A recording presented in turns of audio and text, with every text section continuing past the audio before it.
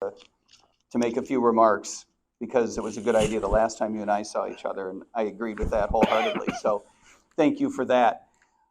Look, I think we all know why we're here, right? We have a huge opportunity in 2024. And by that I mean as libertarians as well as the Libertarian Party. And I think we all understand why, right? We have a huge opportunity because our government has gone completely off the rails. And I would argue that it's gone completely off the rails any which way you look at it. We're looking at a financial catastrophe over the next couple of decades. We are stuck with a foreign policy that not only fails to align with your values, but objectively speaking, is a complete strategic disaster. I do fear that in the future, and by the future I mean anywhere from 10 weeks to 10 years from now, I fear that we will get ourselves into one of these silly military interventions from which it is more difficult to extract ourselves than it has been in the past, and we'll be looking at some multinational, multi-theater war, something that some people might call World War III. But I do worry that because we have a foreign policy that is designed to inflict conflict rather than run away from it, I fear that for a number of reasons, the federal government of the United States is unlikely to survive past the middle of this century. There is a great deal at stake. The reason I believe this is such a big opportunity is because I think that most Americans are waking up to the idea that many of the problems in the United States are the result of bad public policy. Most Americans recognize that our foreign policy is dangerous and does not align with their values. Most Americans recognize, for example, inflation doesn't just grow on a tree and fall like the leaves in the autumn. It's the result of bad public policy. I think most Americans recognize that the reason that we have $34 trillion in debt is because we have bad policy that leads to too much spending, that leads to the accumulation of debt that does not align with people's values. The idea that we would pass on over $100,000 per every man, woman, and child in the United States in debt to future generations, this is not just a math problem, right? This is not just for economists to sit around and count. This is an ethical problem. This is a fundamental problem with the values of the leadership of our government. And I think most people are starting to realize that. More people than ever before would, for example, say, you can no longer trust your government. Most of us in the room would argue, we've known that for a long time, that you shouldn't have been trusting your government. But I think more Americans than ever before would agree with that. And by the way, it's equally clear that the government sure as hell doesn't trust you. You have no idea what your government is doing right now. Do you think you can say the same thing about how the government knows what you're doing right now? Our government at the federal level, at the state level, and all too often at the community level, is run by a political class, an elitist class, a class of people whose values don't align with yours, okay, but the truth of the matter is they don't give a damn about your values. Our government operates in the shadows, and for rational reasons, because our government operatives do things that are not in your interests, that are in their own interests, in the interest of maintaining their power, in the case of our foreign policy, projecting power around the world. They do things in order to stay in office. They spread money around like it's Christmas. Whose money? Your money.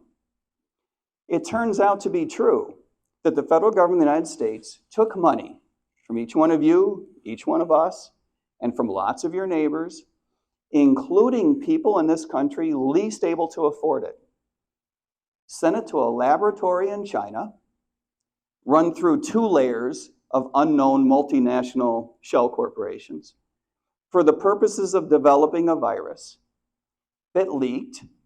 Let's hope it's by mistake, right? That leaked by mistake, I'm sure. And then they decided to lie to you about it. They decided that you didn't know, and you didn't need to know everything I just told you. They chose to lie to you about its origin, its effects, the nature of the development of the vaccines, the research on the vaccines. They chose to lie to you about what to do about it regarding masks, regarding the economy. Everything that I just told you should have been disclosed to anyone considering taking a vaccine. Think of all the things you would have liked to have known before making that decision, right? We were all making that decision by the seat of our pants because we were in the dark. It turns out that the government, your government, the federal government of the United States, took money from each one of you and from your neighbors, and again, from people in this country least able to afford it. Pooled it up with a lot of other money, sent it through 2 layers of unknown multinational corporations. Same story so far, right? Sent it to a contractor in, of all places, Denmark, and used it to blow up a pipeline at the bottom of the Baltic Sea, and decided that you didn't need to know about that. And they lied to you about that. And as it turns out, by the way, a generation ago, we would have called that an act of war against the people of Germany, which is a weird thing, even though the reason our government did it was because they were angry with Russia. It turns out that it tripped the nation of Germany into a recession, something your government doesn't like to talk about. CNN doesn't like to talk about it. Government economists don't want you to know about it. This is not an economics problem. This is a values problem. This is an ethics problem. This is a problem with you having a federal government that is not aligned with your principles. This is not merely an opportunity for us in 2024. This is an obligation. If you're waiting for a Republican politician or a Democratic politician to lead the charge back toward a constitution of the limited powers, I think you're waiting for something that's not going to happen. And I wish that were not the case, right? Don't we all wish there were some terrific libertarian-minded Democrat or Republican out there to lead the charge? Don't giggle. We would love it, wouldn't we? It's not going to happen. We are all that's left. We are the philosophical descendants of the people that wrote the Declaration of Independence, that put together the Constitution, that created the federal government of the United States for only one legitimate purpose, let's be clear: to protect our civil liberties. Those days seem gone. If it's not us, who? It is absolutely an obligation for us to get this right. For us to get this right in this political cycle, and I do believe that we can get this right. I do believe that we can disrupt the way American politics works. We have to do a couple of things significantly differently from how we have done things in the past. And that's the reason I'm in the race. Number one, we have to run on a very principles-forward platform. As some of you may know, I'm running on a platform called the Gold New Deal. You can all read about it at goldnewdeal.org, which I encourage you to do so. It's a collection of some of the most transformational ideas. I believe this is the right thing to do, both from a branding point of view, to brand our party. Having run for Congress a couple years ago, I can tell you that the value of the Libertarian Party brand is approximately 0. Some would say it's negative. That hurts. There are those who say you get more votes as an independent than you could as a libertarian. I lay that at the feet of past presidential campaigns for not branding our party the way that we know that it should be. And this is why we need to run a completely differentiated platform of clear, crisp libertarian principles. The other thing that we need to do differently is to run a very professional campaign, a very credible campaign. Anyone who's seen our social media, my websites, the stuff we do in print, the stuff we do in person, we work very hard at maintaining our credibility. I believe this is doubly important because we are running with such a transformational platform. It's even harder to back that up if you're running on the edge. It's the reason why we have a team of 18 people on our staff already that are professionals. We pay them, not a lot. We're almost ready for the general election, but not quite ready.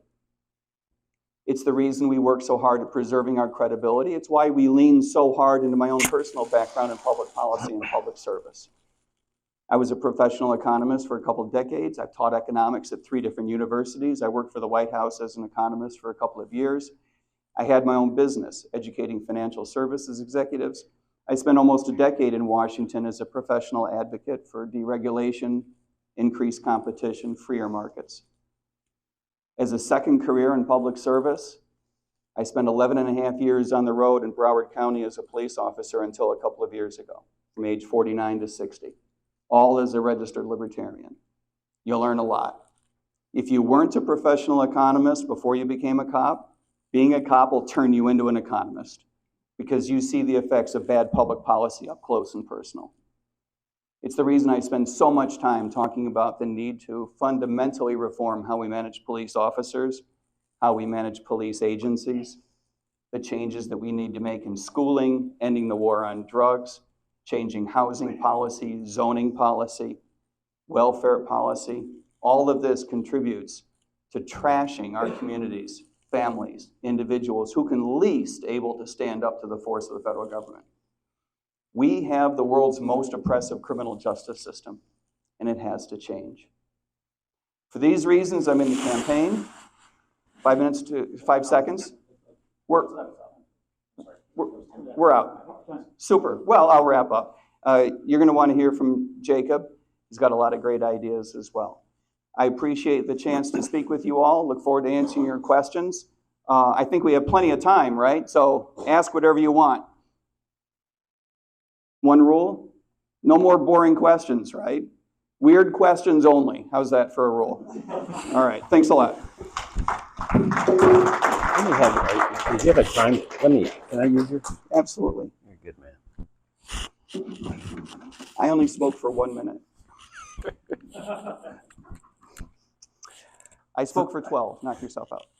Thank you all very much. I'm Jacob Hornberger, a Libertarian candidate for president, and thank you for hosting us, and thank you for Mike for coming and doing this. The reason I'm running for president is a very simple one. I want to be free. I want to know what it's like to live the life of a free man before I pass from this life.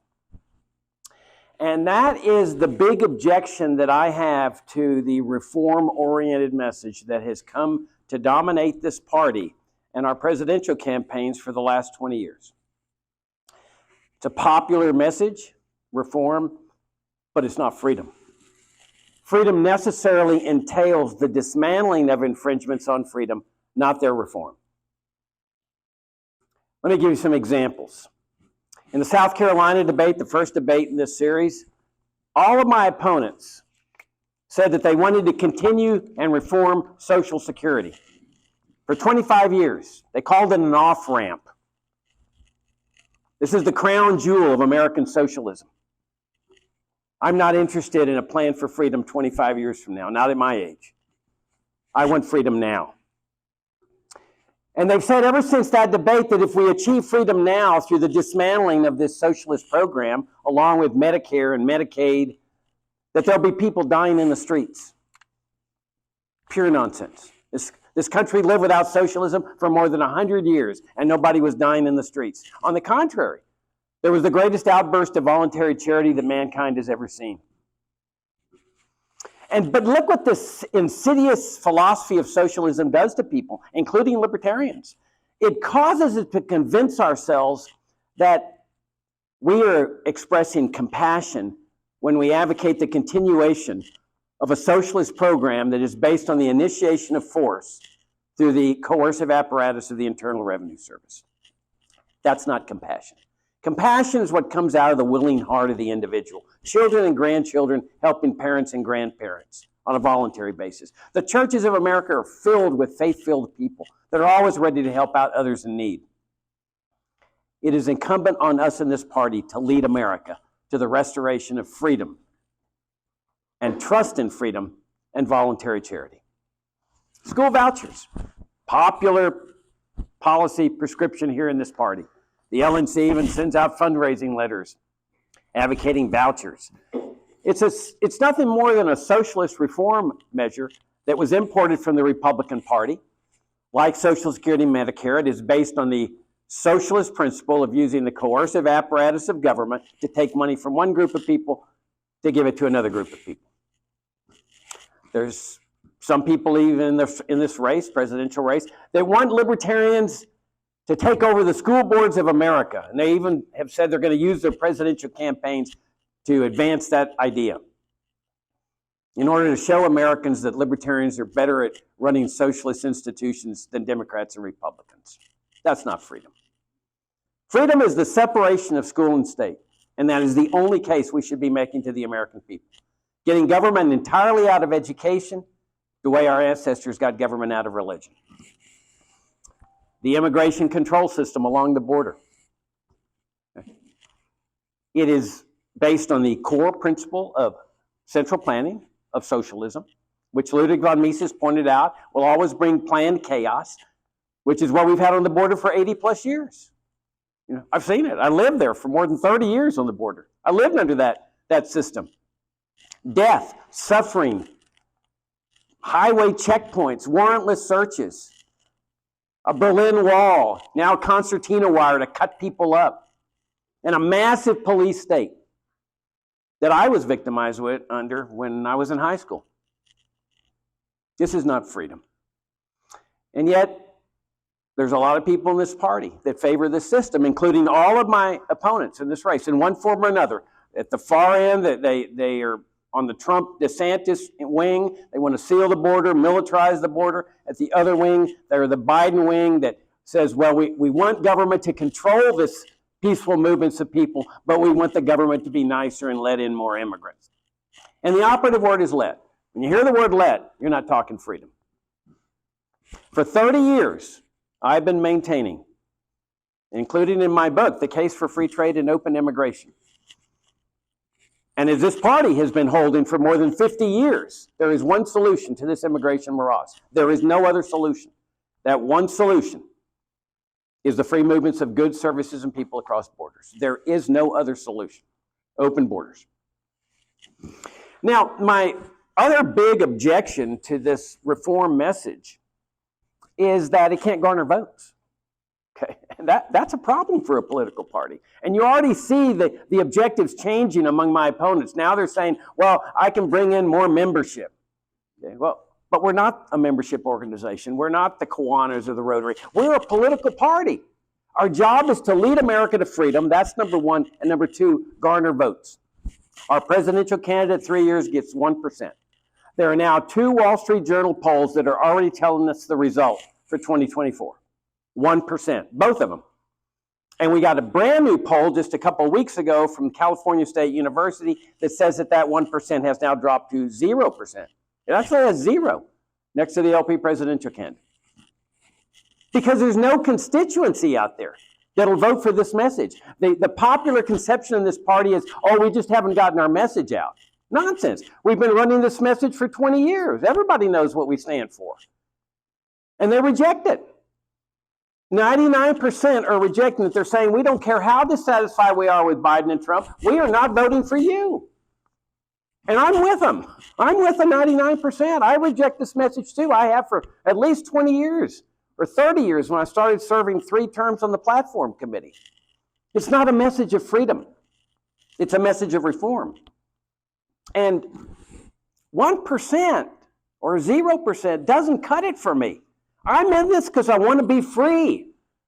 And you can't get freedom at 1%. The only way you're going to get freedom is to get into a big breakout like 10 to 15% of the vote. And now freedom is in play. Is that possible? Absolutely. I've been contending since the day one of this campaign. It's entirely possible, but there's only one way to achieve that kind of breakout. And that's to run a campaign that is based 100%, no exceptions, on true, genuine libertarian principles. 100%.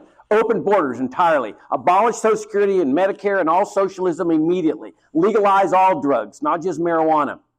Dismantle the national security state. Separate healthcare in the state, education in the state, money in the state, economy in the state, and make that case to the American people. It's the only possibility of a breakout, because we know that reform gets us 1% or less. 20 years ago, I ran for U.S. Senate in Virginia on this platform against one of the most popular governors in the history of the state, a guy named John Warner, chairman of the Armed Services Committee. This was 2 years after the 9/11 attacks. And I was saying what Ron Paul would say 6 years later, that those attacks were motivated by U.S. foreign policy. I knew I wouldn't get one Republican vote, and I didn't care. The Democrats didn't run anybody, but I knew I wouldn't get any votes from them. I was attacking them. I'm calling for the abolition of Social Security, Medicare, public schooling. I knew I wouldn't get one Democrat vote. They all went to the LaRouche candidate in the race. Nonetheless, I made this principal case, and I got 7% of the statewide vote. 106,000 people voted for this message. And this is what I've been saying to the party. There is a constituency out there that will vote for our package of principles. They may not join our party. They may not be here tonight. But they will vote for our package of principles, but they will not vote for reform, as we see with the standard 1% or 0%. Now, I want to outline to you what I would do as a presidential candidate of this party, as a practical level, because it's counterintuitive. It's totally different from what the party's accustomed to. The party's accustomed to targeting Republicans for votes. I mean, that's the whole voucher thing. That's the watering down of the platform, abolishing the planks of, they call for the abolition of the CIA, the most evil agency in the history of this country, the plank calling for the abolition of the FBI. It's all trying to get votes from the Republicans, the party of Ron Paul. You hear that all the time. This is the party of Ron Paul, especially from one of the candidates in this race. It is not the party of Ron Paul. I mean, nobody can match me on admiration for Ron Paul. But Ron ran as a Republican when he got that big surge of votes. And the fantasy has been those voters are going to cross party lines and they're going to come and vote for us. It's never going to happen. Never in a million years. We have to find our own group of passionate voters, like Trump does, like Kennedy does. We got to find our own. And this is what I propose. This is how I would run this race. Totally counterintuitive to anything this party's ever run. Right now along the border, there are embers burning. People hate what's going on. I know this. They hate the Border Patrol. Pockets of people all along the border, as well as America, that are horrified with the concertina wire and the deaths, the refugee camps, the detention centers, the separating of parents from children, and so forth. Go and write. There's a window of opportunity after the nomination where the press interviews us. I would immediately target the Hispanic press with the open borders concept. It would stun them. Absolutely stun them. My gosh, here's a candidate. And I know this because when I ran 3 years ago in North Carolina, I went into an Hispanic newspaper and I introduced myself and they looked kind of indifferent. And I said, what do you stand for? And I said, open the borders, abolish the Border Patrol, Immigration Service, everything. And the lady says, stay right here. And she went and got her editor. And the editor came out. I told her the same thing. And they said, can you come back for a full-fledged interview? And I did for an hour and a half in Spanish because I'm fluent in Spanish. What is it? What? Okay, we start a revolution there. We fan that flame. Then that wildfire goes into the black community. Blacks have to feel sympathy what's going on because of this racist war on drugs. Every black in America knows that this is a racist government program in terms of sentencing. From there, the wildfire spreads to the 50% of people who don't vote. There's a reason they don't vote.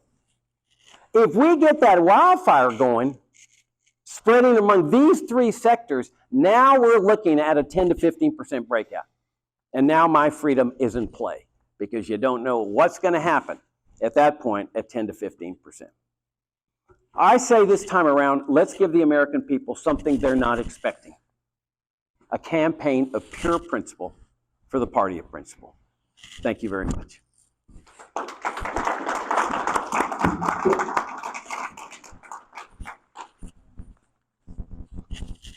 Thank you, sir.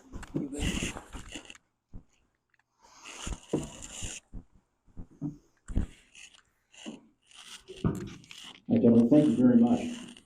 I believe the agreement was for 3 minutes answers to each question. We'll just kind of bounce back and forth between you. Our first question, Social Security and Medicare are the two biggest entitlement programs with combined unfunded liabilities of some $80 trillion. What do you propose doing about this? You want me to go first?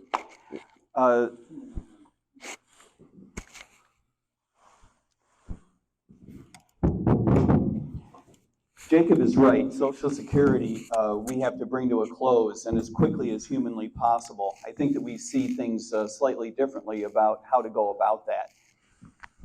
To my mind, we have been screwing people using the Social Security program, Social Security system for what, going on 90 years now, right? We have to tell people who are in the system now that we are not going to rip you off twice, right? If you have paid into the system already, we will pay you out. But we need to stop right now bringing new people into the system right now. The idea of recruiting young people, and we don't just recruit them, we bring them in forcibly, right? The idea of bringing people forcibly into a Social Security system that promises them that they are going to lose relative to what they would have made, this microphone's cutting in and out, isn't it?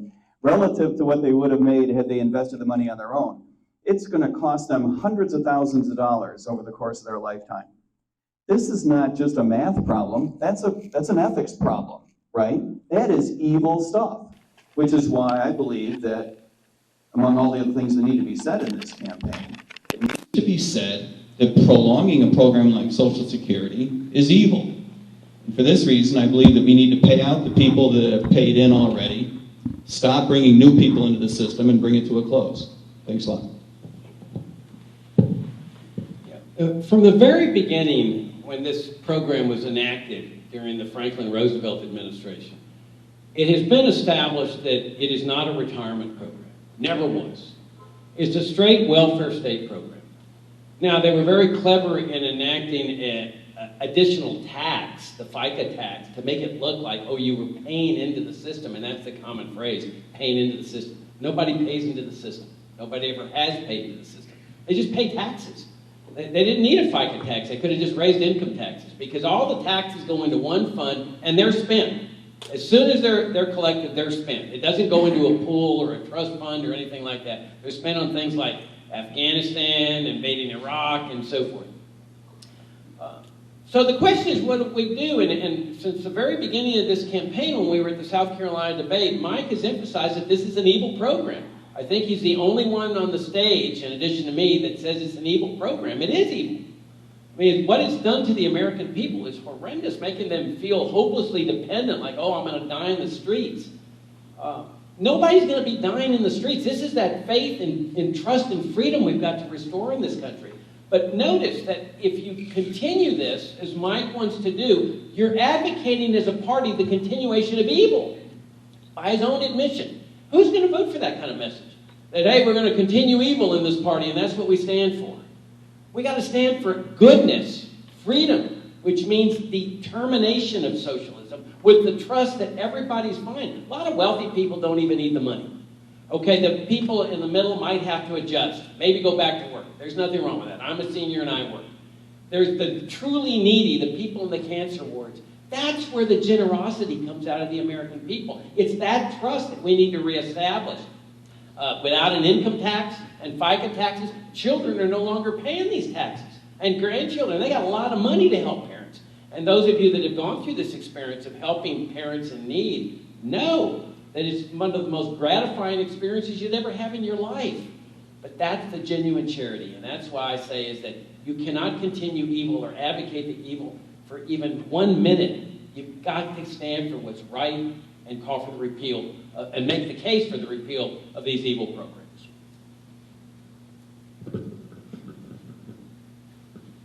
All right, thank you. Next question.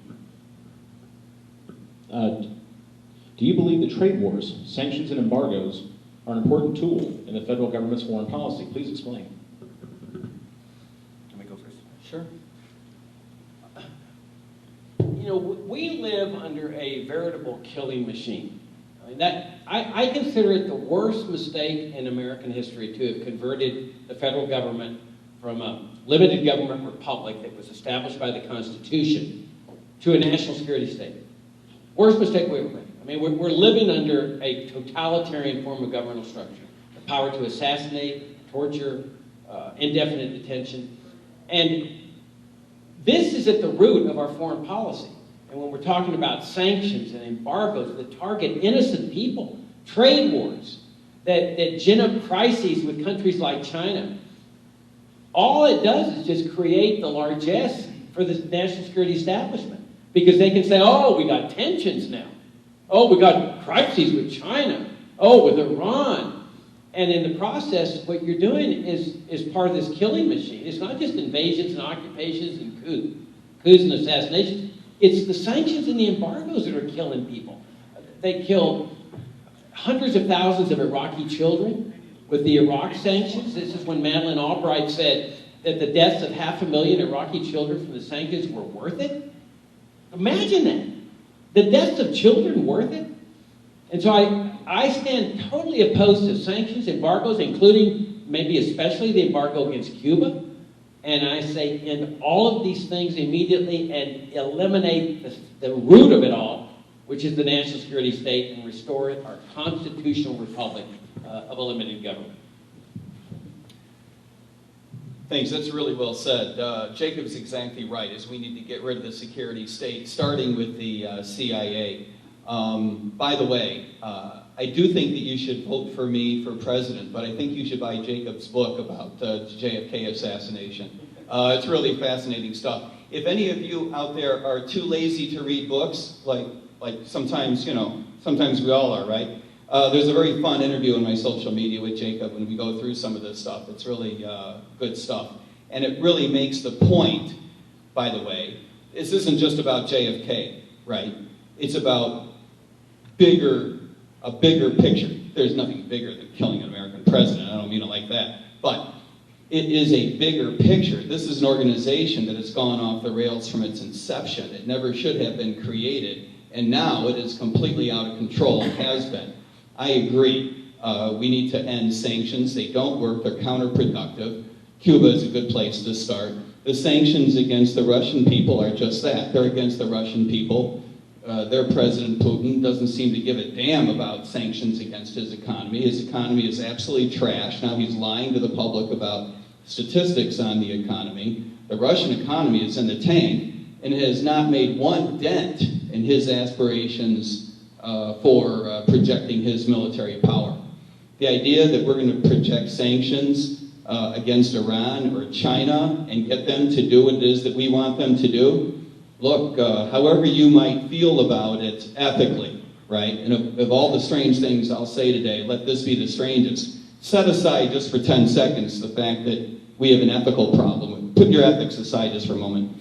Objectively speaking, sanctions and trade wars don't work.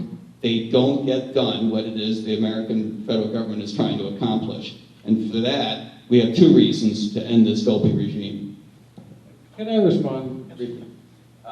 I want to say this is the second time where, darn it, I'm having to compliment this guy for his courage and heroism. I had to do it in another debate, and this is the first time I've heard any other candidate, I think in the history of this party, that has condemned the national security state's assassination of John F. Kennedy.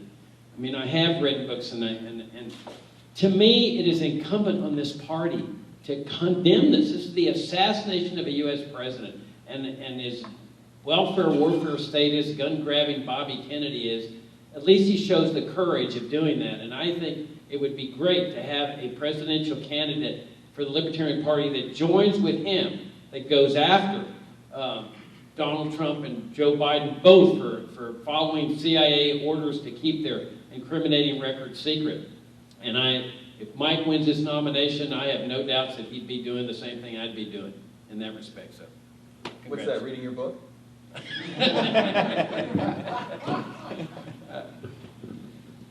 All right, our next question.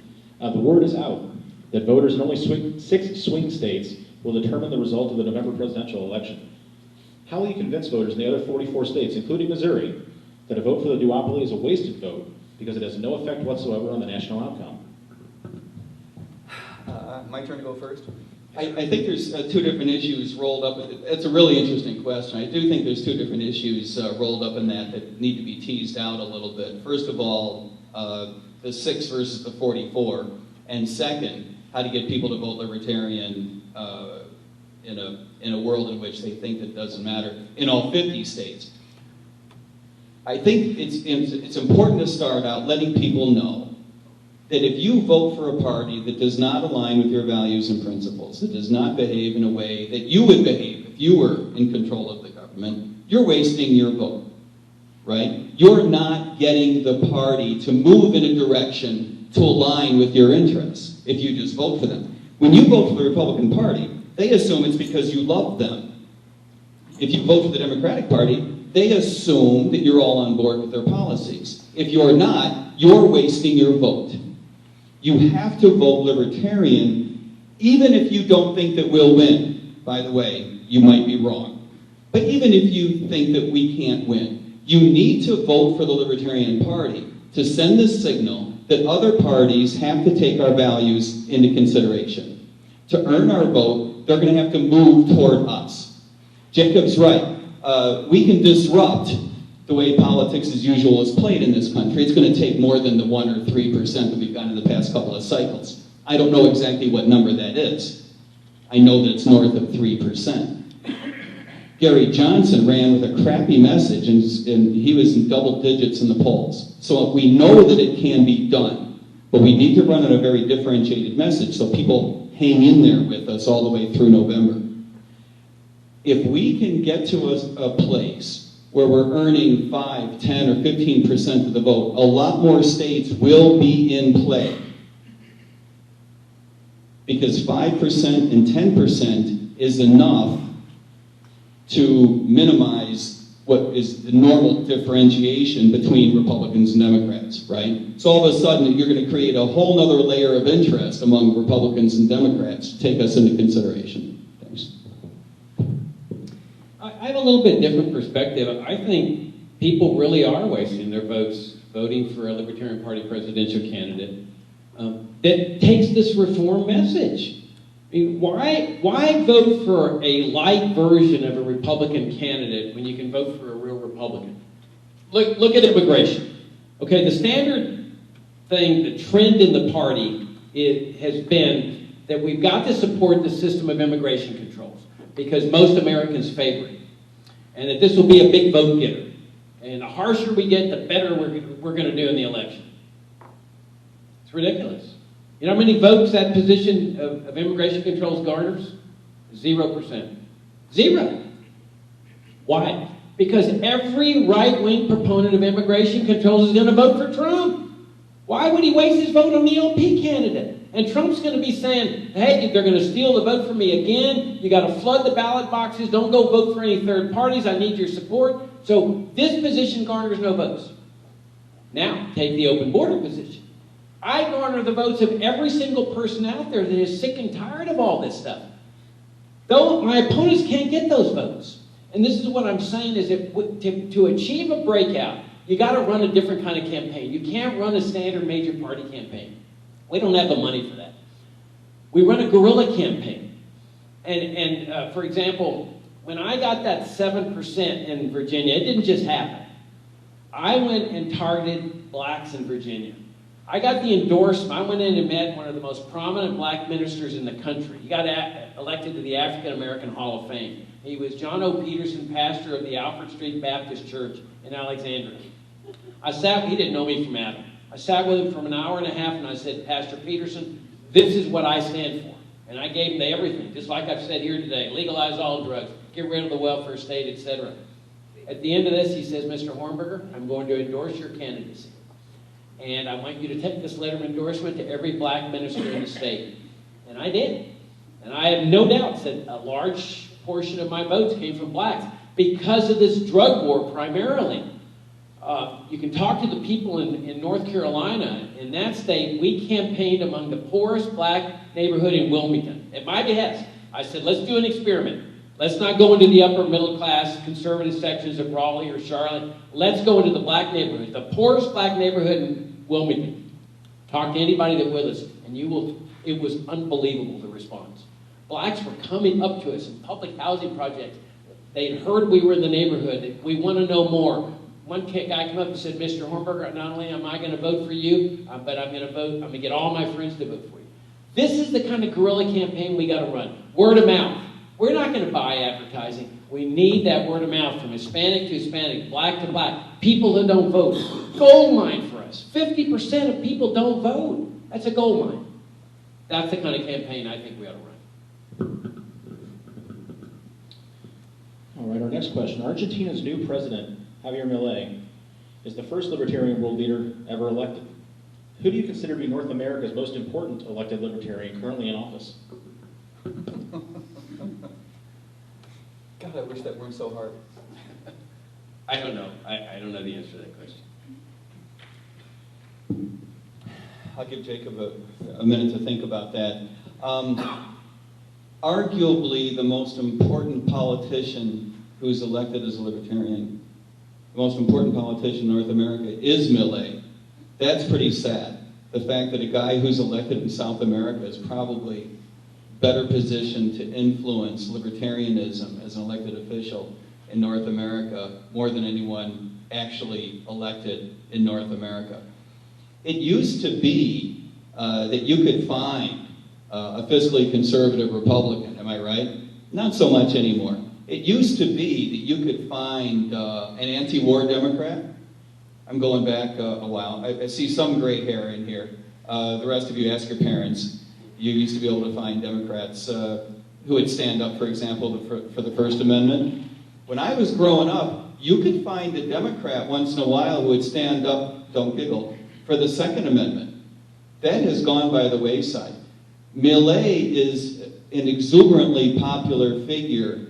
We're all hopeful that we can make a dent in politics as usual without going as far low in terms of our economy being trashed as Argentina did before they elected a libertarian. By the way, and you know, we're all viewing Millet with some skepticism. We're rooting for him and we're kind of worried at the same time. Argentina just reported last week its first in a generation, its first budget surplus at the federal government level. So we know that he's at least trying to do some things right, and we're very excited about it. I'm giving you another second to think about this.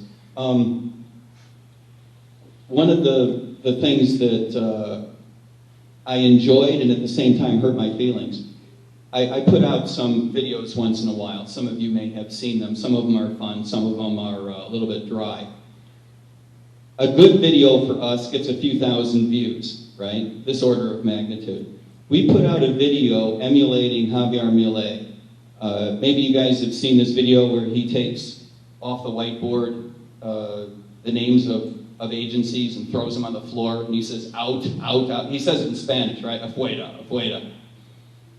I did a video saying the same thing, doing, you know, kind of making fun of the whole thing, but emulating and honoring him. We got 1.5 million views that we know of. That doesn't even count. By the way, that was after 2 weeks. We have no idea how many views in total. 2 orders of magnitude above any of the videos that we had done on other subjects. So is this guy wildly popular and influential? Absolutely. Well, the question was, I think, what American politician, and you didn't answer it either. No, I didn't. But let me weigh in on Millet. I haven't looked at his positions, and when I heard that he named his dogs Murray Rothbard and Milton Friedman, I said, this guy's got to be okay. And but you know, he goes to these. His cat's named Jacob Hornberger. He goes to the rallies with a chainsaw, from what I'm told, which is saying, I'm not here to reform this system. I'm here to dismantle it. That's what a chainsaw does. And it's the lower, and I didn't study the election, but I have no doubts that his electorate, the people that voted for him, came from the lower classes. I mean, those are the ones paying the price for inflation in this country too. The well-to-do that we ordinarily target, people like us in this room, you know, the intuitive thing is, oh, let's go target people like us. This philosophy is too radical for that. The upper middle class is never going to come with us. We should not even be bothering with them because, I mean, abolish public schooling, abolish Social Security, Medicare. The Federal Reserve, they're not going to come with us. It's too radical. It scares them. The people who will come with us are the ones who are getting crunched by inflation. The lower classes that are barely making ends meet. You know, the middle class can cut out a movie or two and adjust, or, you know, a vacation. The lower classes can't do that. They're paycheck to paycheck. They can see what's happening to those grocery store prices, and it's squeezing them. Those are our voters. Even though they're not here, you'll never find them here. How many blacks do you see here? How many Hispanics do you see here? How many poor people you see here? Not very many. Those are our voters. It's counterintuitive. All right, it's time for a libertarian softball after that one. Ever since the Federal Reserve was created in 1913, we've been besieged by booms and busts and debasement of the dollar. What is your solution to this? We got to end the Fed. Look, if your position were, I don't like inflation. I think inflation is naughty. I think we ought to have less inflation. That's something you could hear from a Republican. That's something you could hear from a Democrat. I think if that were your position, you wouldn't get any pushback from even the toughest establishment member of the media, right? That's something that anybody can say. Whereas, if your position is, as it is ours, Republican leaders have come and gone, Democratic leaders have come and gone. The Federal Reserve System persists. It persists without being able to lean against the boom-bust cycle, which was ostensibly the reason it's in business. It has not protected the value of our currency. It targets 2% inflation instead of 0. It can't even maintain 2%, right? 7% last year. We're looking at 3 and 4% this year. 7% 2 years ago. Absolutely out of control. For this reason, we need to end the Federal Reserve System completely. We need fundamental change. We have to change the system. I advocate for replacing the Fed with a rules-based system, not a discretionary system. As you all may know, and I think Americans would be disgusted if they were to focus on this, the way we conduct monetary policy in the United States today is every 6 weeks, we lock 18 people up in a room, ask them what mood they're in. Does that strike you as a good idea for setting policy about anything, much less the world's only reserve currency? If this is your position, as it is ours, you better be able to back that up. And that's why we lean real hard into my own public service background, my background in public policy, my background in financial services, having worked for the White House, having taught economics. It's important that we maintain credibility because we're out there with the most transformational ideas. Thanks. In determining the direction of our country, I think it's important to go back to first principles. And we know that there were some bad founding principles of this country, slavery, tariffs, women's rights, but there were some good founding principles, and one of those was sound money. I mean, we had the soundest money system in history, a gold coin, silver coin standard. That was the official money. It wasn't paper money backed by gold, like they say. It was gold coins and silver coins. That was the official money. And it was one of the major factors in the tremendous rise in the standard of living of the American people, especially in the latter part of the 19th century. Along comes Franklin Roosevelt after the Federal Reserve was established in 1913. And this guy just nationalizes gold, makes it illegal, makes it a felony offense, and they actually prosecuted people for possessing what had been the official money for more than 100 years. And then he makes paper money the official money, no constitutional amendment whatsoever. And ever since, we've had these booms and busts.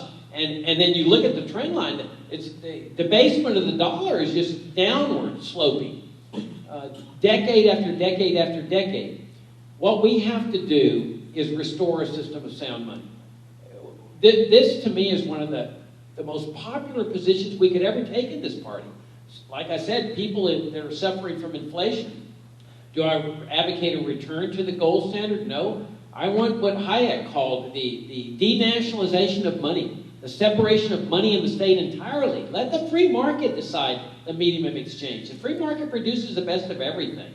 And this is the big difference I have with Mike, that he wants this rules-based system, which is clearly better than what we got, where there will just be a fixed rate of inflation each year, and there will be no discretion. I want the market to make these determinations. The market produces the best of everything, a total separation of money and the state.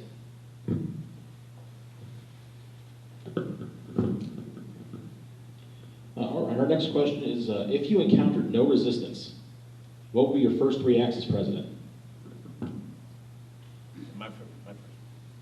Or you first? I can't remember. No, I must go first. That's right, because I finished. Number one, pardon all non-violent offenders in the federal system. You can do that with resistance or without resistance, irrelevant. Julian Assange, Edward Snowden, Ross Ulbricht, all nonviolent drug offenders, gambling offenders, immigration offenders. 2, bring all the troops home. You're the commander-in-chief, and discharge them. Abandon all foreign military bases. Just let them have it. Guantanamo Bay, whatever. Those bases don't belong to us. And discharge them, and then start dismantling the domestic empire of bases too. They will resist that. That's where you get real danger, because the national security establishment will come after you with a ferocity that'll make what they've done to Trump look like child's play.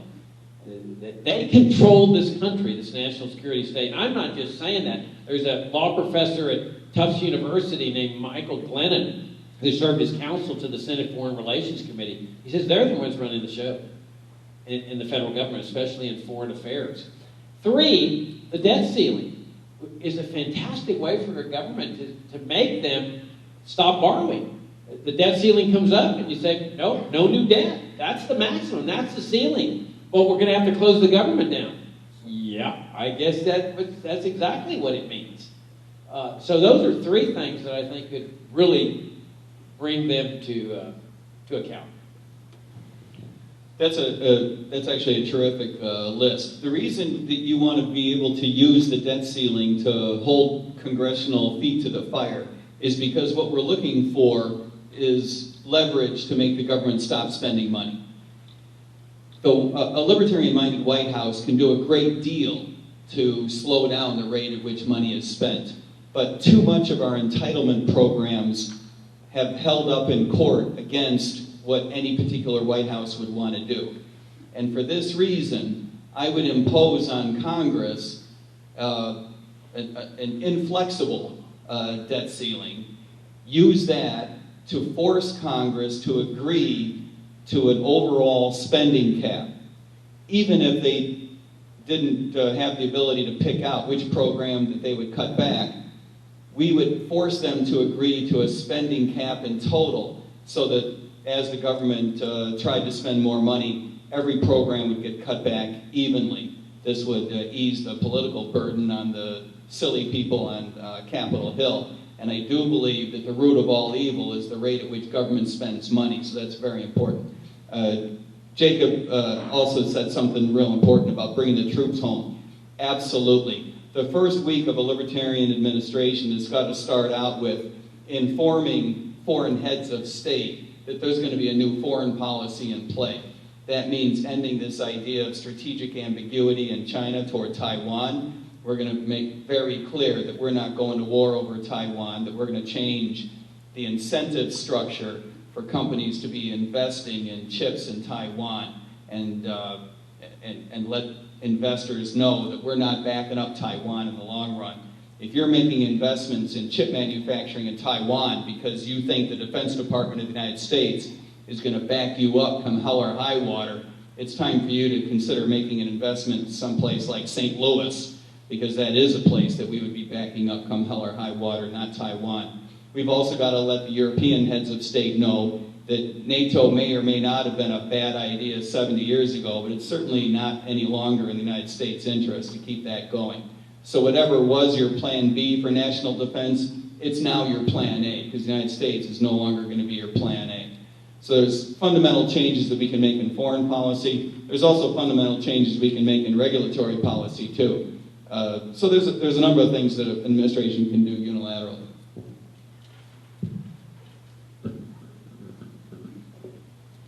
Let's say that somehow you get enough electoral college votes to cover the spread between Biden and Trump.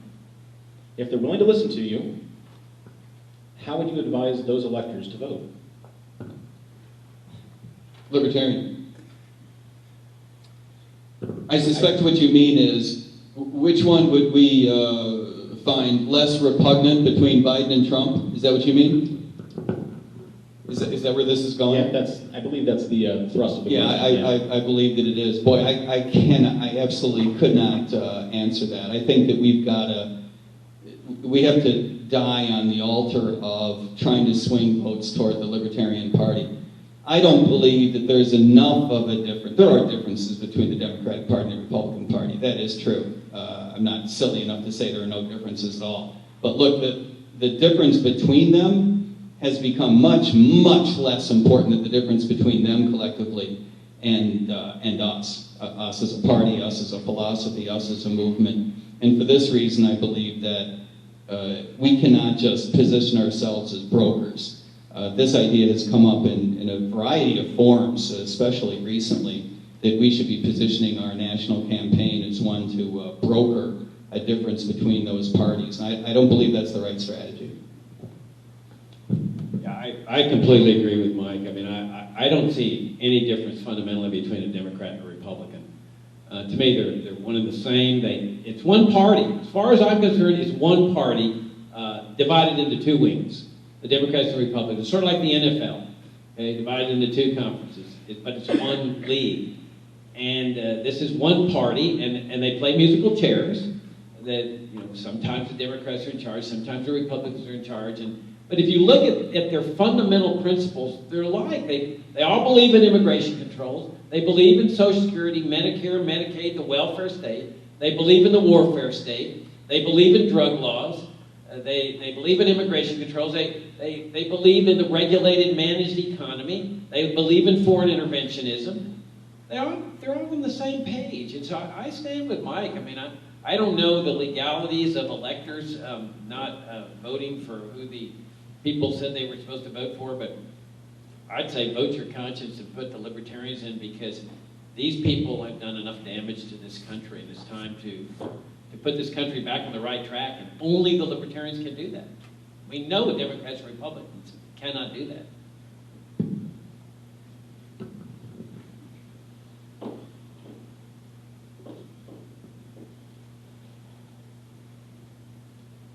First past the post voting tends toward a binary outcome. Do either of you have a preference for an alternative voting system that would alleviate this problem? Inside the LP? Inside the LP or outside the LP, either way. No, I don't have any suggestions on that. There are reasons that argue for ranked choice inside the LP. I think that we take care of most of those problems by a variety of rounds of voting, which is a wicked pain. Anyone been through it? You all going to national? Been through this before? It takes a while. You have to go through several rounds of voting. That's not completely different. That's sort of a prolonged format. It's not exactly the same thing, but it's sort of a prolonged ranked choice voting format. As far as local elections go, I would be for almost anything that moved in the direction of more complexity. Not for the sake of complexity, but for the sake of giving people the opportunity to put down Libertarian as your first choice, knowing that if there is that feeling in the back of your mind that you're wasting your vote and you need to pick between a Republican and a Democrat, you can always put your second favorite party in second place. And I think this would free up a lot of people to vote for a Libertarian. Current national leadership are promoting a strategy called decentralized revolution. Why do you think it'll produce? Why do you think it will produce a different result than the farm team strategy with which Libertarian lifers are familiar? Would you repeat that? I didn't understand it. Sure. The National Party leadership is promoting a strategy called decentralized revolution. Why do you think it will produce a different result than the farm team strategy with which Libertarian lifers are familiar? What strategy? Farm team. Farm team? Farm team? Yeah, I don't think it's fundamentally all that different. If I understand the question, I think this is mostly a difference in vernacular. And I know that there are plenty of people who would die on the altar of, no, these are two very different strategies. So feel free to be mad at me if you want. But I don't think that these two strategies are all that different. The farm team strategy, to try to summarize, is this idea that we develop local politicians, take advantage. Pennsylvania does a great job at this, by the way. Take advantage of uncontested races take advantage of races that are that are nonpartisan, places where we can actually get in power, right? And gain notoriety, infamy, if you will, inside of government circles, gain a profile, and then move up in the ranks from the lowest level elected positions to greater positions of influence. And Pennsylvania does a great job of this inside the Libertarian Party. The decentralized revolution is not all that different from that. It says, yes, focus on local elections instead of the national election, because that's where we have the most influence. The one thing that I would say about both of these strategies is that the way that our national election works has to be a component of this big picture. It's not completely different. Jacob and I have each described a national campaign that would completely differentiate from Republicans and Democrats. And a big reason for doing that is to brand the Libertarian Party correctly. And a big reason for branding the Libertarian Party correctly is so that down ballot candidates, when you're out there in the Walmart parking lot passing out literature, you don't spend half your time describing what the Libertarian Party is. People will know. And this is a major contribution that we can make at the national level if we play our cards right. But it's got to be, there's a yin and there's a yang, right? You can't say, well, the party needs to focus on a presidential campaign, that's it. And you can't say, well, the party has to focus on local elections and that's it. You got to do both, in my view. Yeah, like it or not, our party is measured by the presidential race. That's how people look at us. When we get the 1%, people laugh at us. They mock us. Oh, nobody pays any attention to you libertarians. It doesn't matter whether you've got 1,000 people elected to city council and county commissioners. Nobody cares about that. In terms of the prestige of this party, everything's measured by the presidential race. And this is where the freedom assaults are. At the local level, you can't be talking about when you're running for school board, which is what some are advocating now. Use the presidential race to get libertarians elected to school board. This is a socialist institution. They're not going to be calling for drug legalization. They're not going to be showing what the drug war has done. They're going to be, running for county commissioners, arguing over, whether a road should be built. We need to concentrate on this race every 4 years. This is how we're going to achieve our freedom. I told you, I'm in this because I want to be free. And I'm serious about that. I do not want to pass from this life without doing everything I can to live the life of a free person. That means addressing these issues that we're addressing right here. Monetary policy, foreign policy, domestic policy, out-of-control spending, debt, inflation. Those things are not addressed in local races. So I think it's great that people run for these races, that's fine, but not at the expense of this presidential race. The reason that the parties in this, not this party, but some parties in this party, the state parties, do not take this race seriously is because we're at the standard 1%. So they treat it as a joke, but it can't be treated as a joke. This is the most important race for the Libertarian Party. It's how we're going to achieve freedom, by achieving this breakout of 10 to 15%. It's the only way we can achieve freedom, is leading America to freedom. And that's the role of this party.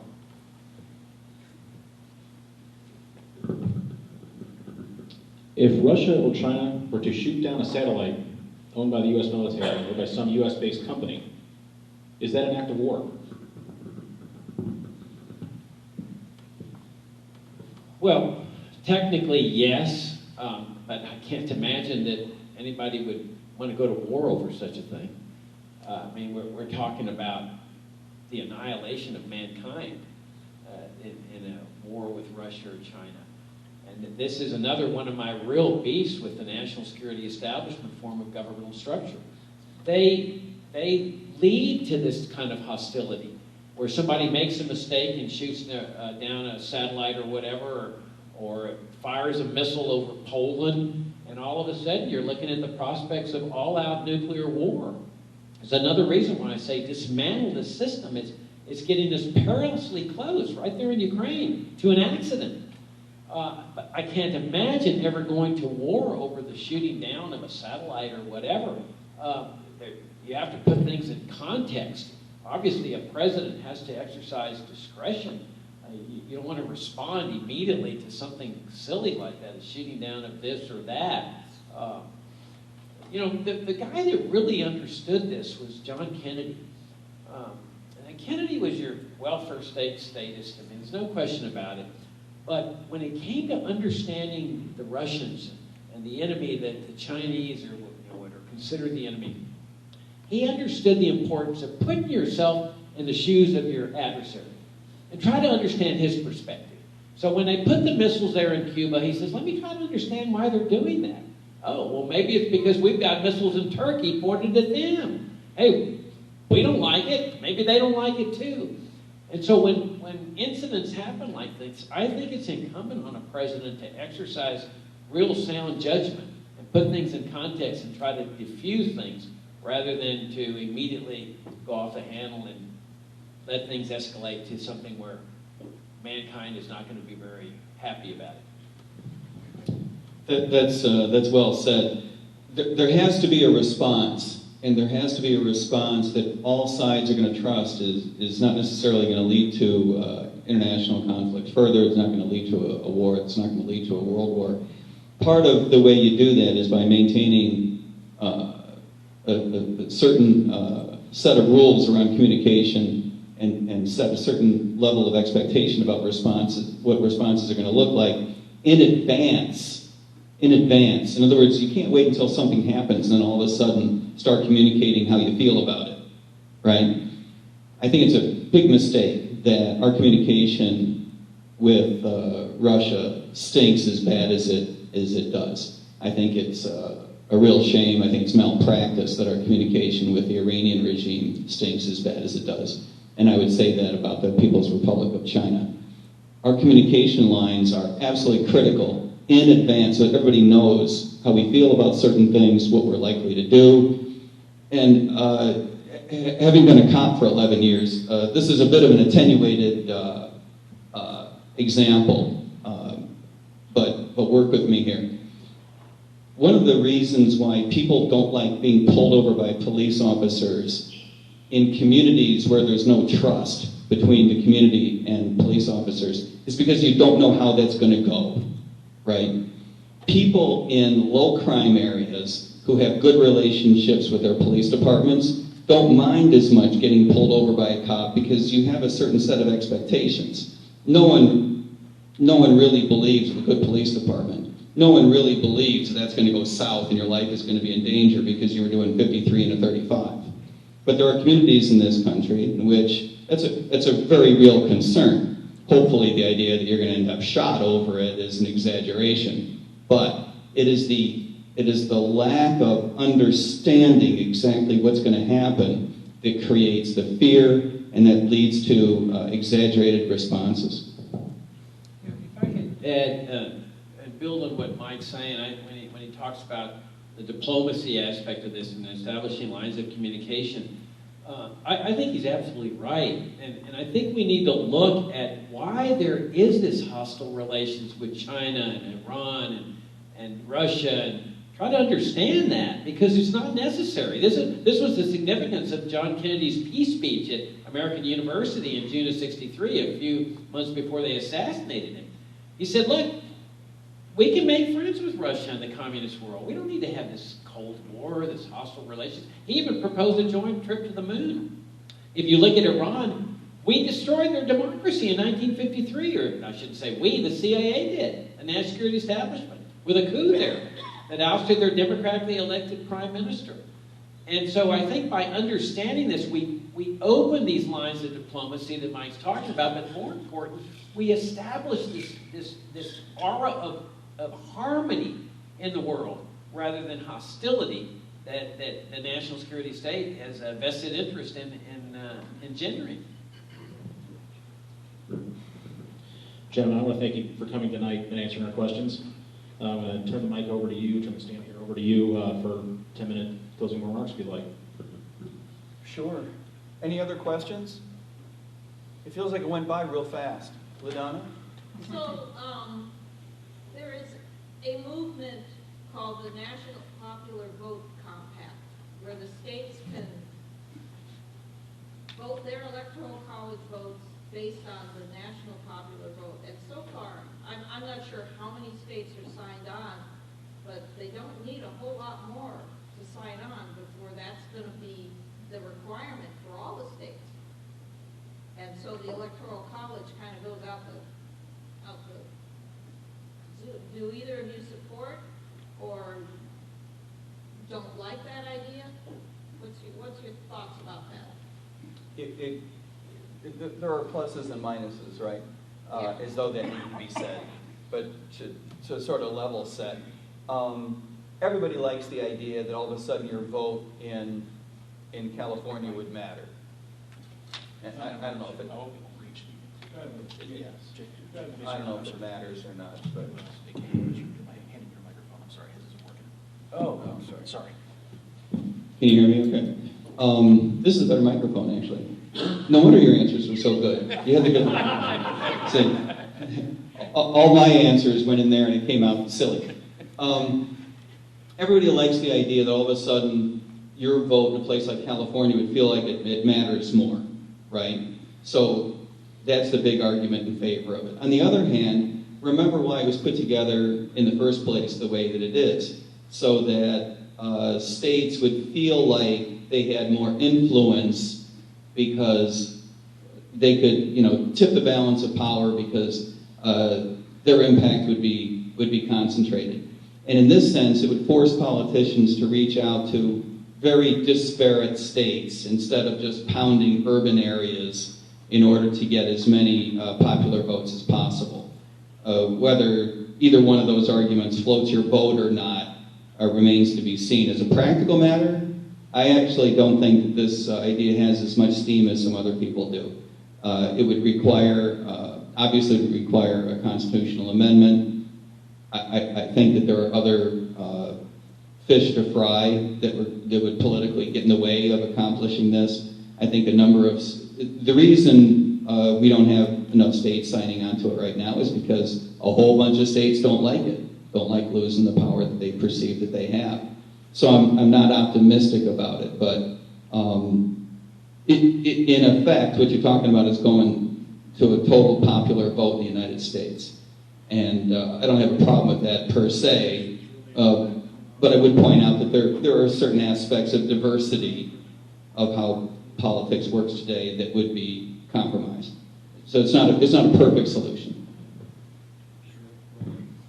Yeah, I am not familiar with that movement, and I really can't make a good, intelligent judgment and answer to your question.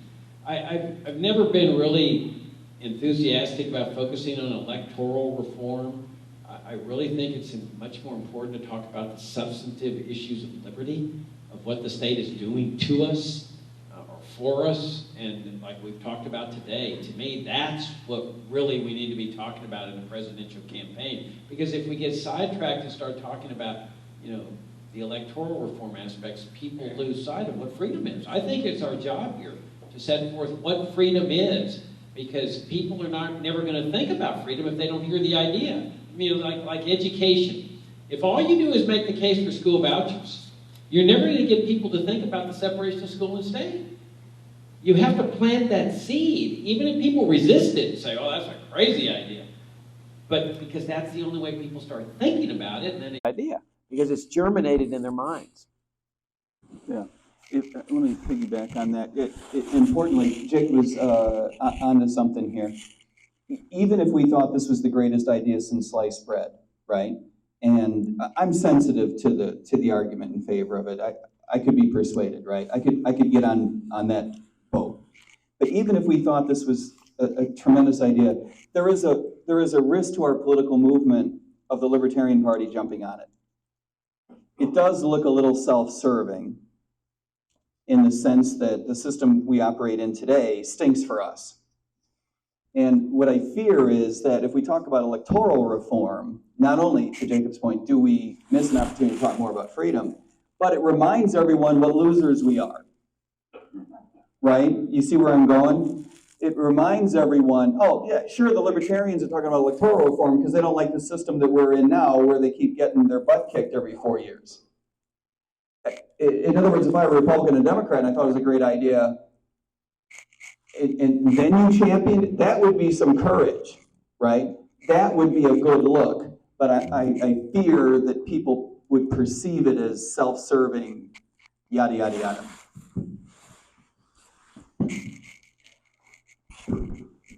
Did anybody else have any other questions? Yes. Weird questions only? Weird questions? No. Excellent. I remember you saying something about Gary Johnson's message not being the greatest. Yeah. And one of the areas that I think that he kind of balked on was when people asked him, okay, should you make that cake even if it's against your ideals? Yeah. How do you reconcile? Because at some point, the public's going to ask you about this, sooner or later, like it or not. How do you reconcile freedom of association with the interstate commerce clause of the Constitution, especially considering the Givens versus Ogden Supreme Court case? How do you reconcile the two? Sure. It's none of the government's business how I associate with anybody or what I say to anybody.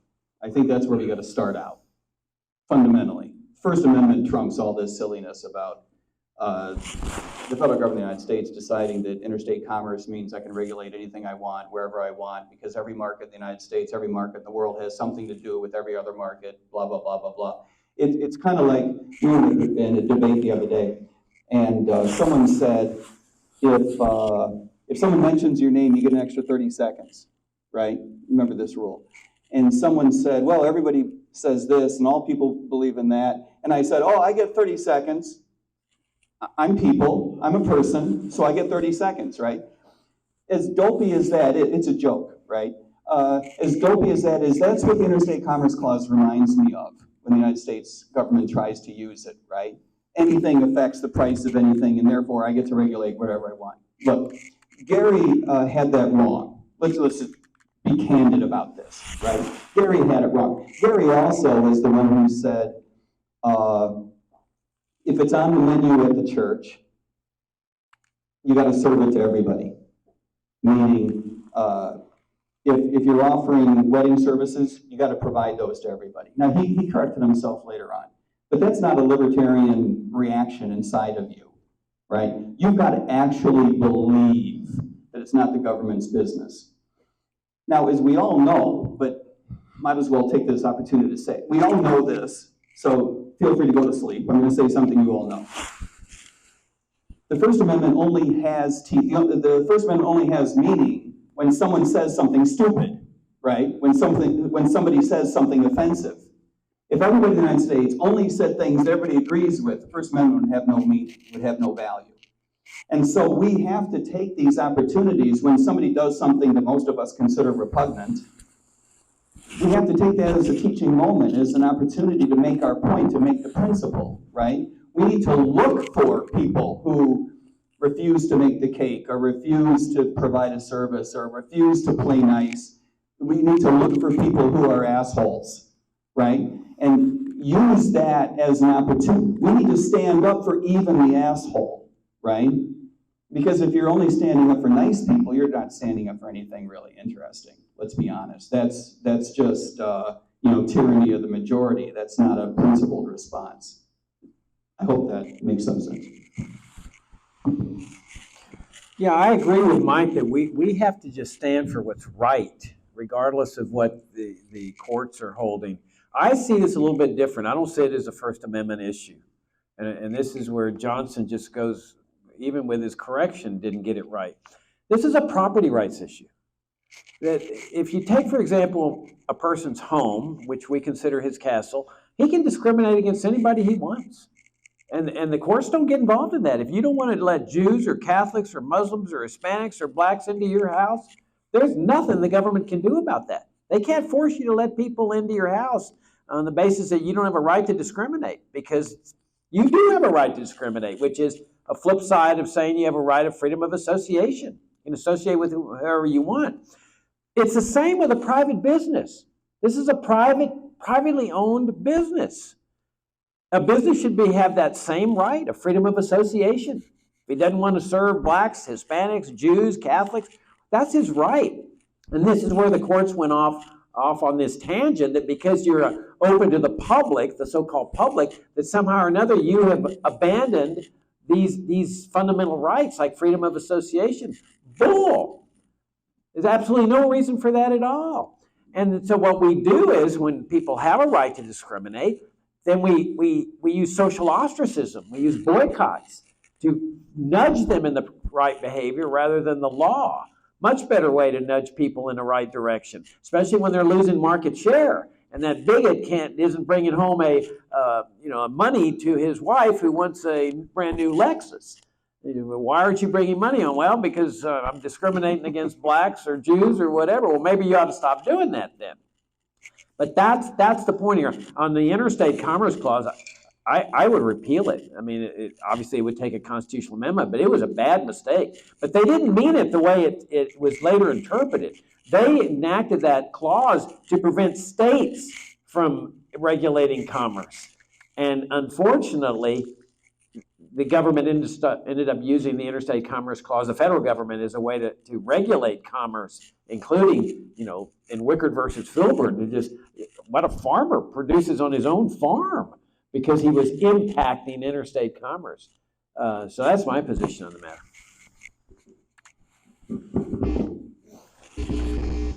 Kind of building off of what you guys just said, what do you think about the use of the 10th Amendment for nullification of federal action?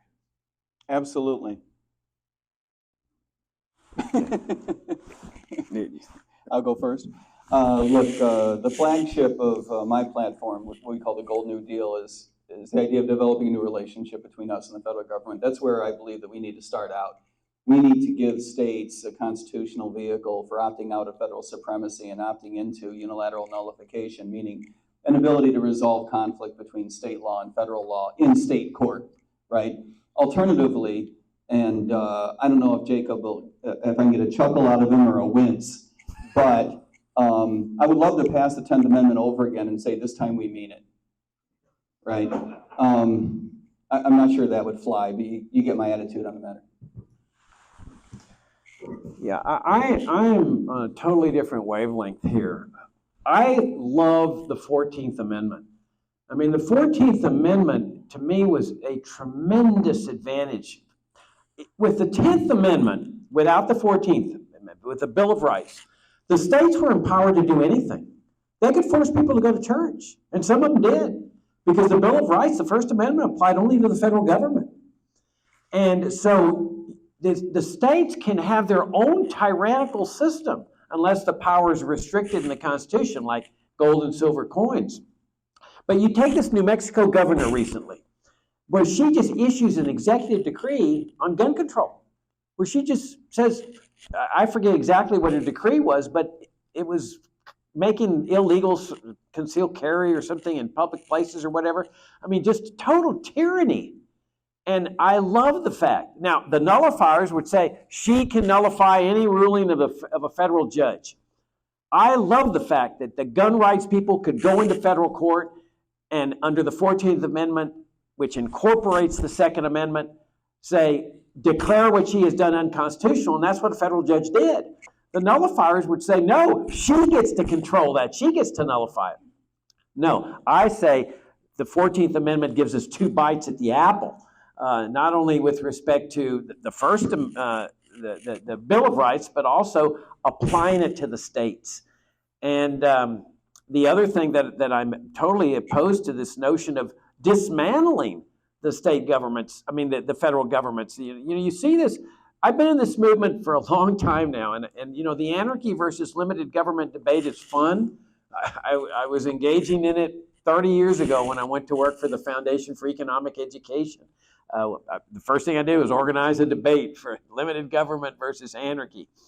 But I'll tell you one thing, if we go to the American electorate, with a message in the presidential campaign that we want to burn up the Constitution and dissolve the Congress, get rid of all the federal judges and the federal judiciary, and leave the president and possibly this huge immigration police state with the military establishment down there. I think you can kiss your 1% goodbye, because most Americans believe in government. They think it's important. Where they're gone wrong is in thinking that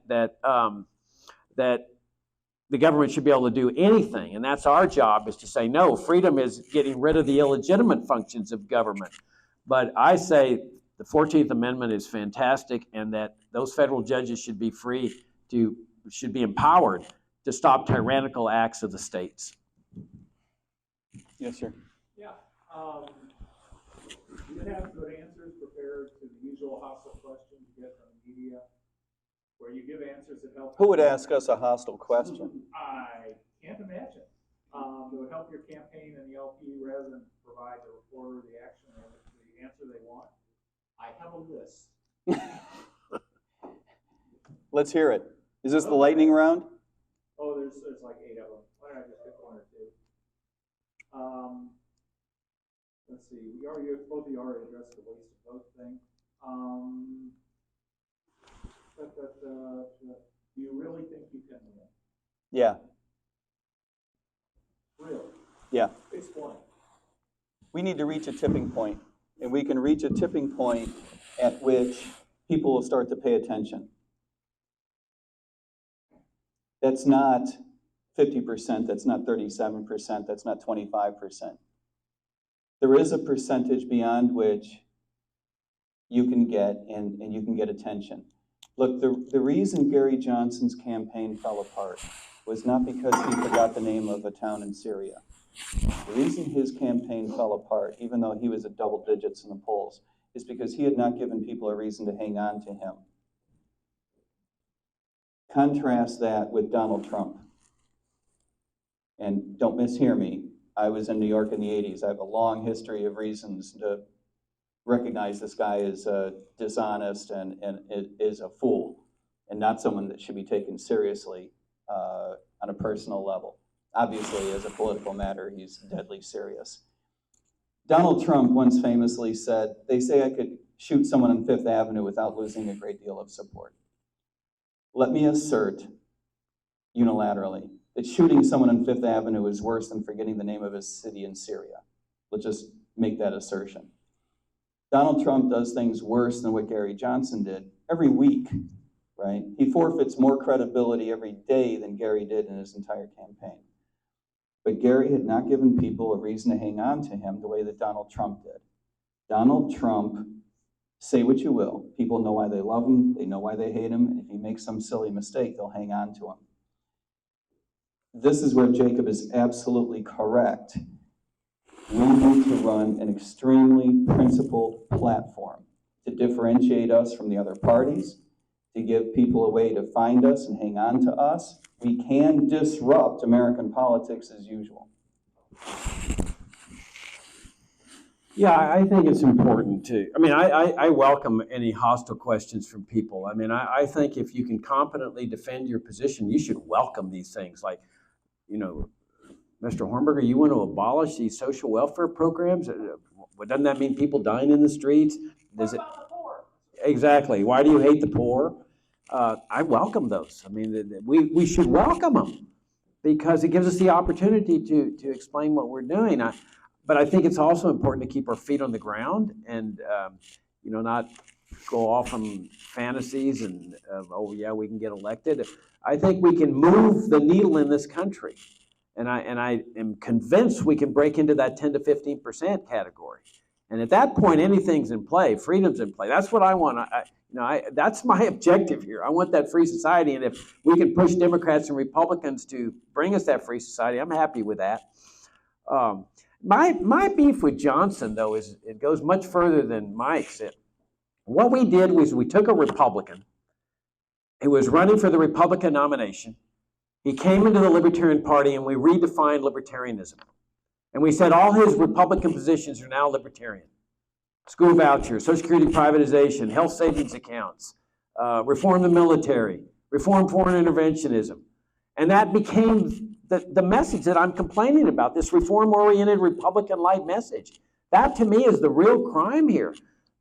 Because our principles are our greatest asset. When I saw Johnson, I didn't keep track of his campaign carefully, but I saw him in the debate for U.S. Senate as a Libertarian candidate, and they asked, how do you feel about bringing military pork back into the state? And he says, oh, that's our job as a U.S. Senator. And from what I can tell, he got no pushback at all from the LNC, from any party officials or anything, because I mean, that's now standard libertarianism. Oh, well, we got to support the military and bring jobs back to the state. And I'm sitting there just shaking my head saying, this is not what libertarianism is all about. He should be making the case for dismantling these military installations in New Mexico, his home state, of fighting against all this largesse, of calling for the dismantling of the national security state, instead of saying, oh yeah, as a senator, I'm going to be bringing pork home too. That to me is a very, very bad way to sell libertarianism, because it's not libertarianism. Yes, sir. Yes, sir. You did request a hostile question. I didn't. Weird question. We did. All right, weird and hostile. I've been a libertarian voter most of my life. I'm not a member of the party. I speak with some frustration of other libertarian voters, of whom Johnson got 4%, the peak total ever in the history of the party. Yeah. The last successful third party in the United States was the Republican Party. It took them 6 years from foundation to electing Lincoln. The Republican Party's been at it for 50 years. It has to be doing something wrong. What do you think it's doing wrong? Because your top vote getter was the moderate. Berglund was your extremist. I was around for him. He ran the most purest campaign I've ever seen, and it total was a tank. What do you think's wrong with the party after 50 years? It's what I've said.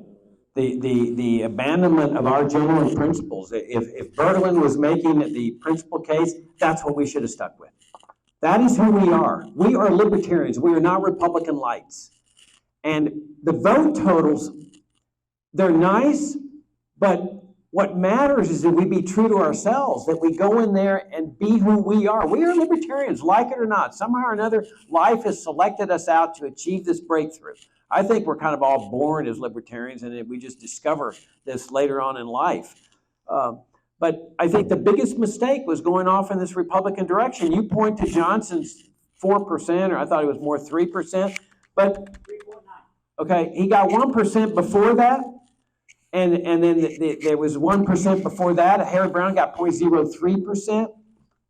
I think that when Johnson gets the 4%, it's an outlier. And the variable is well. That's what's kind of interesting. And so was well the factor in this that brought in some voters? But if that's the cost of getting votes, it's not worth it. That we've got to be out there advocating libertarianism. And I believe that if we had stuck with the principles over 50 years and we're running the kind of campaigns I'm advocating, we would be achieving this breakout. Just a brief rebuttal. Clark was the top vote getter prior to Johnson. All right. That 1%, that was against Reagan in 80. Berglund tanked that total. Yeah. Look at the numbers. Berglund tanked. But it doesn't matter. If Berglund is advocating a principled message, that's what matters here, is what I'm saying. But this is the beginning stages of the Libertarian Party. You have to expect low vote totals when you start a party. It's just natural. But you grow over time. You get an allegiance from people. And if we had stayed on that trajectory of maintaining the devotion to principles, I contend we would be a major factor at this point. The other thing I think that needs to be said is that politicians and even political parties are not leaders. It's not our job to come up with ideas that everyone agrees with, right?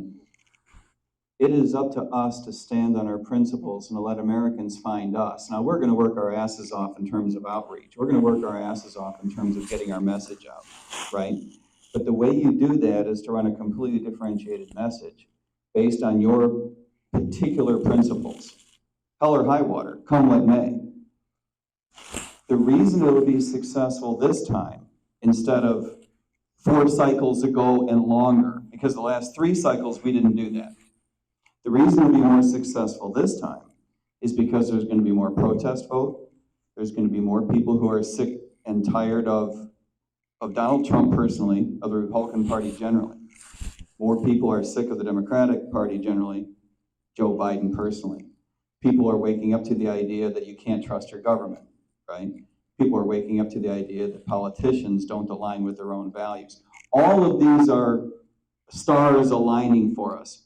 I would argue, and I think that Jacob would agree, that if we had, and this is what he said, if we had pursued a very principled platform the past several cycles, we would have been doing better. I think that's absolutely correct. 3 cycles ago, a little bit. 2 cycles ago, quite a bit. Last cycle, wow, what a missed opportunity. This cycle, an even greater opportunity. If we plant that flag in the ground hard and raise that flag high, people will find us. And remember, we're not trying to get 50% of the population to vote for us. We're not even trying to get 37%, which is all it would take to win a 3-person race. We are looking for 5, 10, 15%, enough to actually disrupt American politics. To be clear, the party, what it did wrong the past 50 years was not run a Bergman-type campaign all the time. That's what I'm hearing. It is. I'm not real familiar with what Bergelin's positions were. I understand that he ran a very principled campaign, but I'm almost certain that he had a plan to save Social Security. Okay.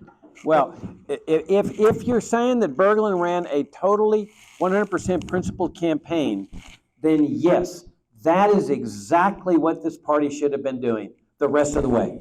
And then building on that, you see what Bergelin's like the pioneer.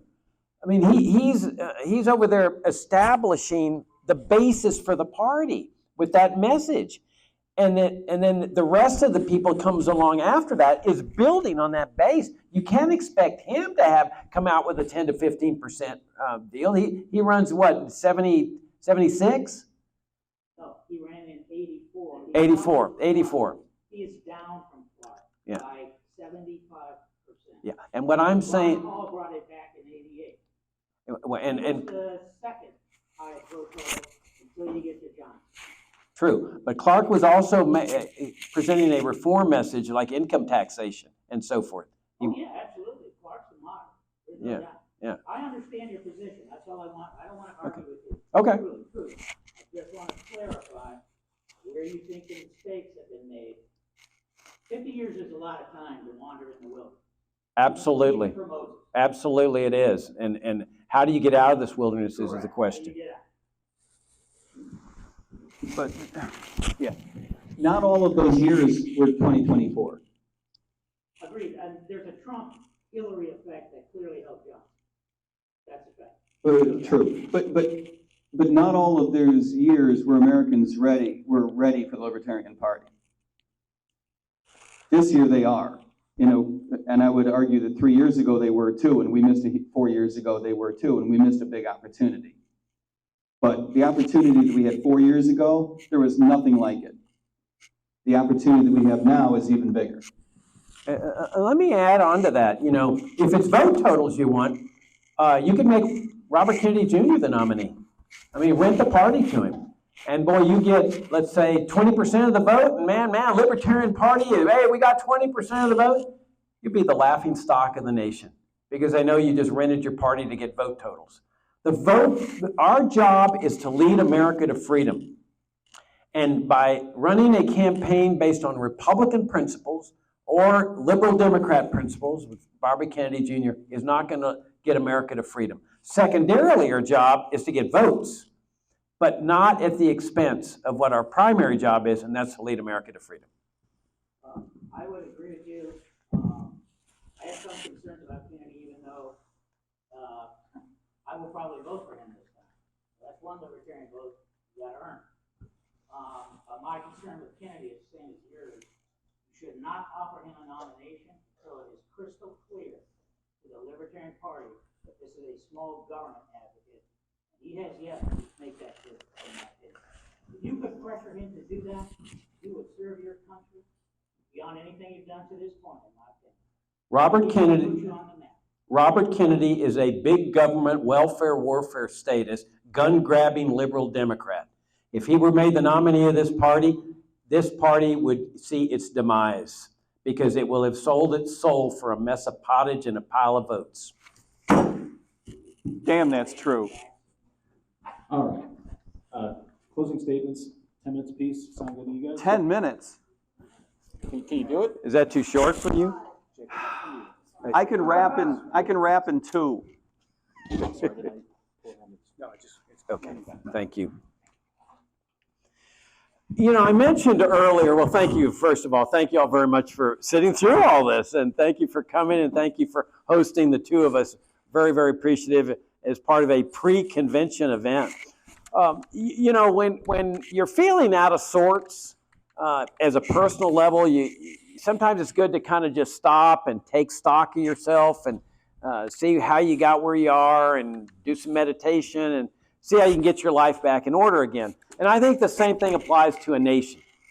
And, you know, like I indicated earlier, we've had some good founding principles of this party, of this nation. Sound money and no income tax and so forth. We had some bad ones, like slavery and tariffs and so forth. But if we look at the positive side of this thing, you know, I'm often told that libertarianism is utopian. That's one of the attacks we get. Oh, you guys are just utopian. Well, utopian implies something that can't be achieved. If we look at my favorite time in history, and there certainly was no libertarian panacea, I don't want to suggest that, but 1870 to 1910 is my favorite time. Because look at what they were able to achieve. A society of no income tax, no Social Security, no Medicare, no immigration controls, no welfare state, no socialism, no minimum wage laws, no economic regulations to speak of. There's the Sherman Antitrust Act of 1890 and a few others. No gun control, no drug war. I mean, they showed that this is not a utopian philosophy.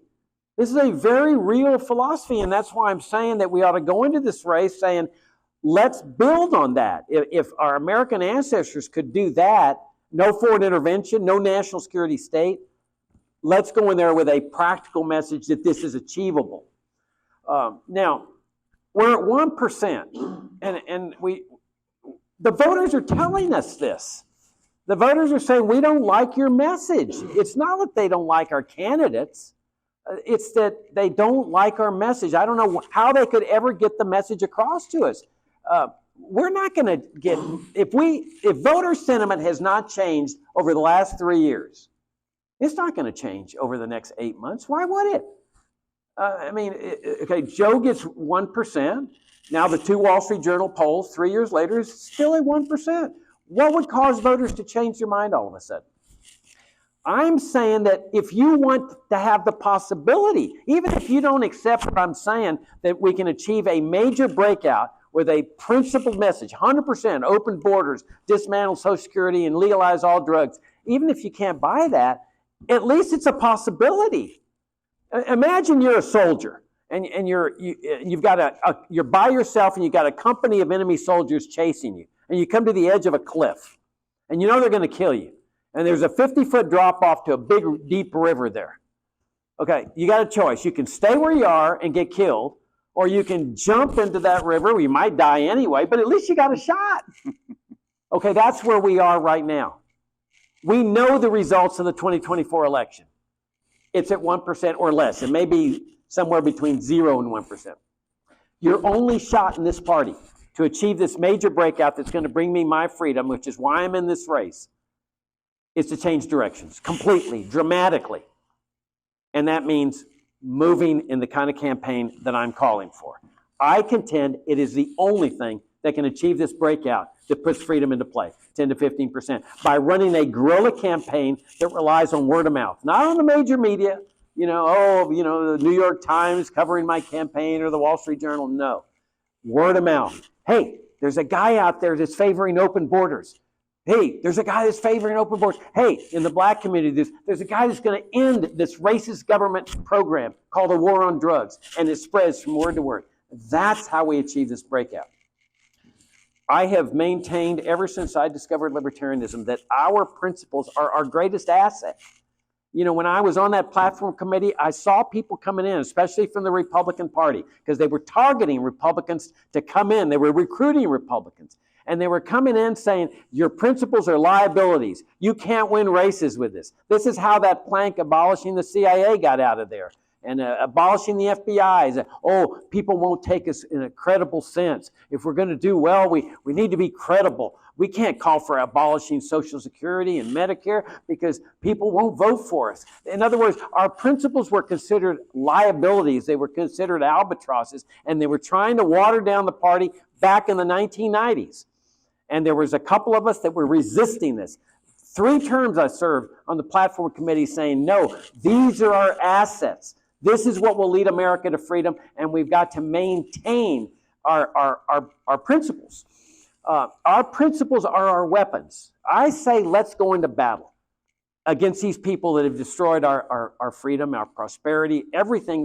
Look at the crises we're living under. Education crises, foreign policies, monetary crises, debt crises. There are crises everywhere that these people and their system have inflicted on us.